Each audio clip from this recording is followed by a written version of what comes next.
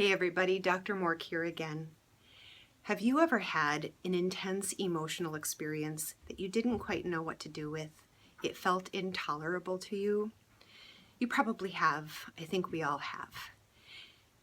Some of us actually don't tolerate it well. Instead, we press it down with a sleeve of Oreos. And some people like to maybe numb it with a shot of vodka or a whole lot of wine. And some of us will actually just pick a fight with a loved one so we can yell and scream and cry and get it out of us that way.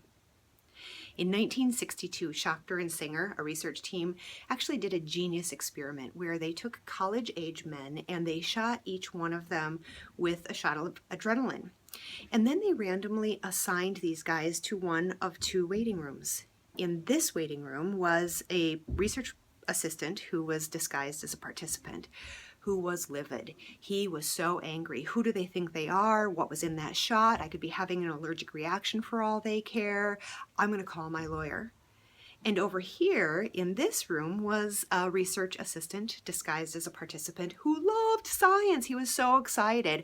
He didn't care what was in that shot. He was just jazzed to be a part of the research experiment. He couldn't wait to see what they were going to do next. These men who were actually participating in the research had a surge of adrenaline coursing through them, and you know what an adrenaline rush feels like. And they were being saturated in either intense excitement or intense anger, and wouldn't you know, when they were asked to rate their mood, these guys said they were very excited, these guys said they were really angry. Same physiological experience, different contexts, different labels. So here's my point. When you are having an intense emotional experience, the first thing you can do in order to tolerate it is to accurately label it.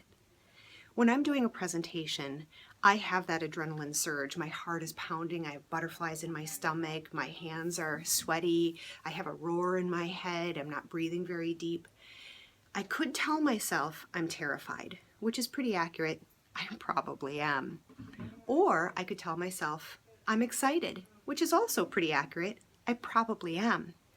If I tell myself I'm terrified, I'm not going to do very well on stage. I'm going to stammer on my words. I'm going to close myself off non-verbally. I'm going to actually exacerbate my fear a little bit.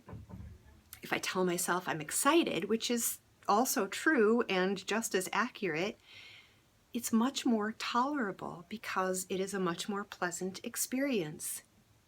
So my advice to you today is when you are experiencing an intense emotion, the first task is to accurately label it as positively as possible before you can actually address it in order to fix it or to tolerate it to completion.